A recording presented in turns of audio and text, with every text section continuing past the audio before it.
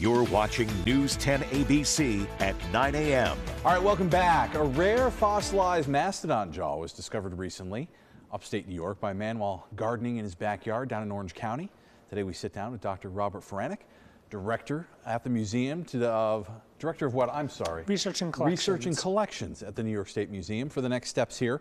And what we'll see, now we don't have the actual jaw with us this morning because as we were saying, it's awfully fragile at the moment. Yes.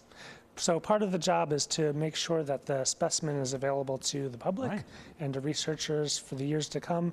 So part of my job is to try and conserve it and stabilize it. And it's in many pieces since it was at the surface of the ground and went through many winters. I can imagine. How excited were you when you learned of this? It was amazing. Yeah. It's a really special thing to find a fossil and to be able to excavate it. And I have to pinch myself every once in a while just to say I'm one of the few people that get to do that and get it out of the ground. So it's amazing. We're seeing some photos of it here, and I would imagine it's a very painstaking process, correct? It's slow.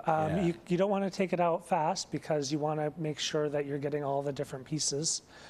Because it was at the surface, it is broken. The whole jaw is there, but we need to make sure that we don't miss any pieces. So it's as you're getting it out of the ground, you want to take your time. And you and I were discussing earlier, mastodons were kind of well populated throughout New York State. And anybody that grew up here, I grew up in Western Mass, but used to come over here all the time and familiar with the Cohoes mastodon there at the museum. So this is wonderful to just add to the collection. Yes, we have I think about 20 individuals. So some of them are whole skeletons like the Cohoes. Some of them are single pieces. Any type of fossil is special for a paleontologist like myself and the museum, so that we can study it and research it and learn from it. It gives us a snapshot of the past and what New York was like, and we can learn about today from the fossils that we used to have in New York. And it wasn't just the jaw. You actually have here right now a couple other things that were dug up along with the jaw, and it's a piece of a toe? Yep, the big one is a piece of a toe. This is one of its toe bones. It's broken. This tells us that maybe there's more of it there, and this is a piece of rib. So this connects to the vertebrae on the body.